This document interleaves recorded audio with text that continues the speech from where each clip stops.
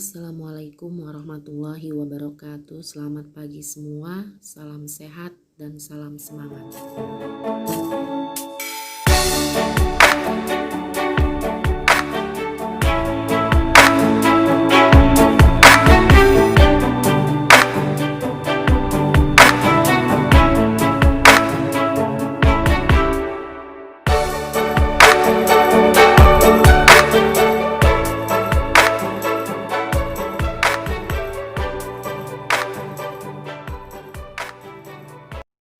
Statistik atau statistika.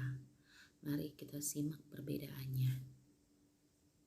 Statistik adalah kumpulan data atau fakta.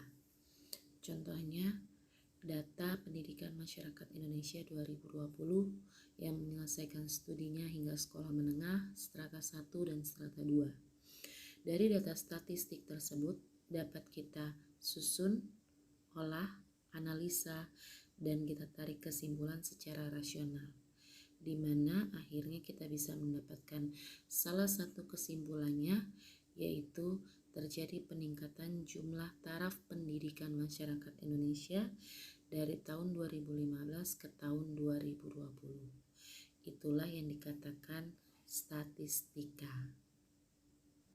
Berikut adalah peta konsep dari materi statistika yang akan kita pelajari pertama, yaitu bagaimana menyajikan data dengan tabel distribusi frekuensi dan grafik. Belajar lebih real tentang statistik dan statistika.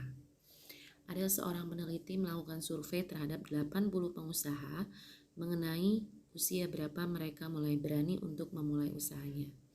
Hasil survei tersebut sebagai berikut. Diperoleh usia termuda 16 tahun dan usia tertua 40 tahun. Nah, sekarang melalui statistika, mari kita ubah data atau fakta tersebut ke dalam bentuk distribusi frekuensi.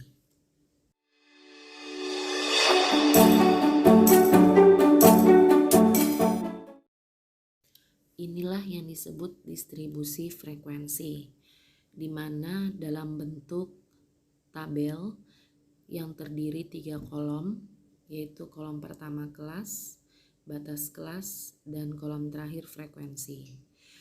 Frekuensi ini jika dijumlah maka totalnya ada 80. Nah, bagaimana cara menentukan rentang kelas dan batas kelas?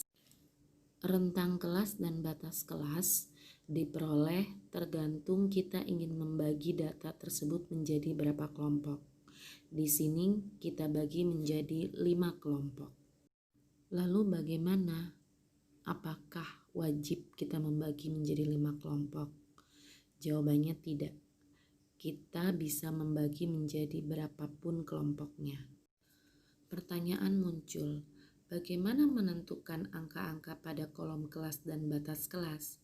Nah, itulah yang menjadi tugas pertama kalian. Selain distribusi frekuensi, kita dapat menyajikannya dalam bentuk grafik. Ada 3 jenis grafik. Yang pertama histogram.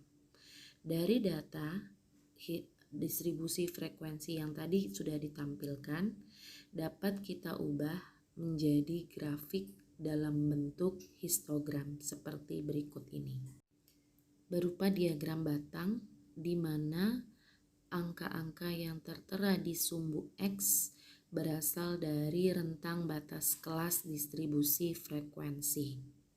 Ini juga menjadi tugas kalian, di mana kalian harus mencari tahu bagaimana mengubah dari data distribusi frekuensi menuju grafik histogram. Dari distribusi frekuensi selain histogram, kita juga dapat menyajikannya dalam bentuk grafik yang bernama poligon. Mungkin kalian biasa kenal dengan diagram garis. Poligon tersebut cukup unik. Kenapa? Karena dia bermodalkan dari histogram. Kalau kalian tadi teliti menyimak histogram, maka kalian menemukan angka di antara batas kelas. Contoh kita ambil batas kelas yang pertama. Antara 15,5 dan 20,5 tertera angka 18,0. Nah, angka 18,0 menjadi angka di sumbu X pada grafik poligon. Begitu juga dengan grafik yang bernama ogive. Ya, hampir sama. Lalu letak perbedaannya ada di mana? Letak perbedaannya adalah pada nilai X yang ditampilkan. Di sini yang digunakan adalah batas kelas, yaitu 15,5 sampai 20,5 dan terakhir 35,5 sampai 40,5. Terlihat hampir mirip dengan histogram, hanya saja histogram menampilkan nilai X di antara batas kelas, sedangkan di ogive tidak menampilkan nilai tersebut.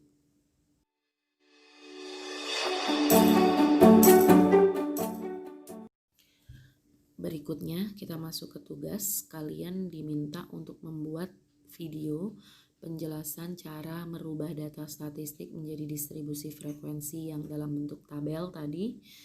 Yang kedua, membuat grafik histogram, poligon, dan ogive dari distribusi frekuensi yang sudah kita bahas tadi. Jadi kalian tidak perlu mencari survei atau kasus lainnya.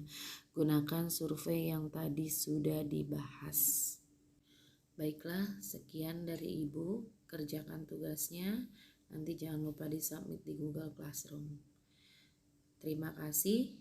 Wassalamualaikum warahmatullahi wabarakatuh.